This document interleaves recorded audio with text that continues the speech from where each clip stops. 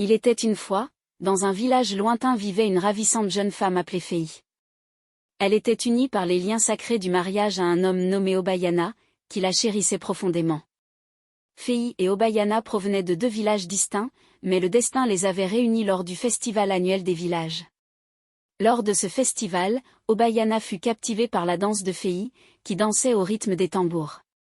Tombé sous le charme de sa beauté, Obayana prit la décision de faire d'elle sa femme.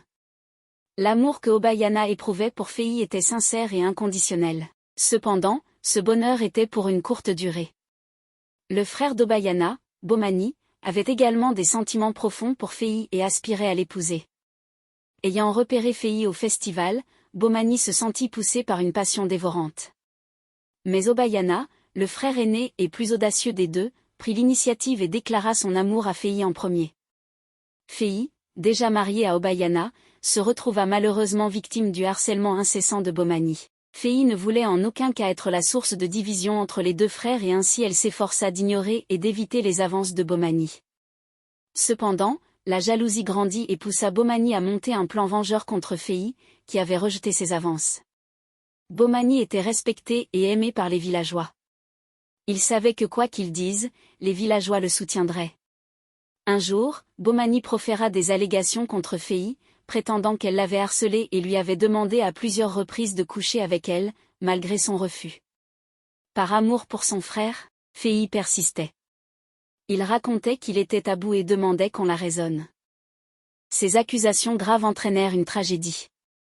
Les villageois, croyant aux mensonges de Bomani, décidèrent d'enterrer Fei vivante pour sauver le village de la malédiction. Fei, traînée comme un vulgaire chiffon, fut conduite à la place du village. On lui jeta des pierres, on l'humilia publiquement, puis on la conduisit au cimetière du village, où sa tombe était déjà creusée. Fei supplia et plaida son innocence, mais personne ne l'écouta. Au lieu de cela, on lui jeta des pierres et on cracha sur sa tombe. Obayana aimait profondément sa femme et lui faisait confiance, mais il ne pouvait concevoir que sa bien-aimée le trahirait avec son propre frère. Malgré son amour pour sa femme, il se trouva face à un dilemme, la parole de sa femme s'opposant à celle de son frère. Après que Fei eut été enterrée vivante, la vie au village continua son cours, mais des choses étranges commencèrent à se produire. La malédiction commença à faire effet et le mariage des filles du village fut perturbé. Obayana pleura sa femme bien-aimée pendant des années, ignorant que son frère était l'architecte de la mort de son épouse innocente. Plusieurs années plus tard, Dalili, la fille d'Obayana, était devenue une belle femme, mais elle se distinguait des autres par son vif esprit. Un jour, elle rencontra un jeune homme nommé Café, fils du chef du village, beau et charmant. Café, ignorant le passé de la famille de Dalili, tomba amoureux d'elle. Lorsqu'il découvrit son lien avec Bomani, il fut dévasté. Il savait qu'il ne pouvait pas l'épouser en raison des actes passés de son oncle. Cependant, il ne voulait pas non plus briser le cœur de Dalili. Une nuit, Café fit un rêve où le fantôme de Fei lui apparut. Fei lui dit de ne pas avoir peur d'épouser Dalili, déclarant qu'elle avait pardonné aux villageois pour ce qu'ils lui avaient fait subir. Elle voulait que Dalili soit heureuse. Café raconta son rêve à Dalili. Surprise mais touchée, Dalili apprit que leur union changerait le cours des choses dans le village.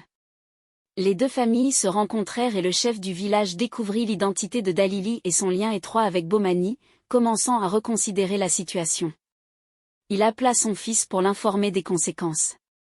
Café raconta son rêve à son père. Choqué, le chef du village décida de laisser le mariage se dérouler. Dalili et Café se marièrent, brisant ainsi la malédiction dans le village. Les villageois apprirent leur leçon et continuèrent d'apaiser l'esprit de Fei. Dalili et Café vécurent heureux pour toujours.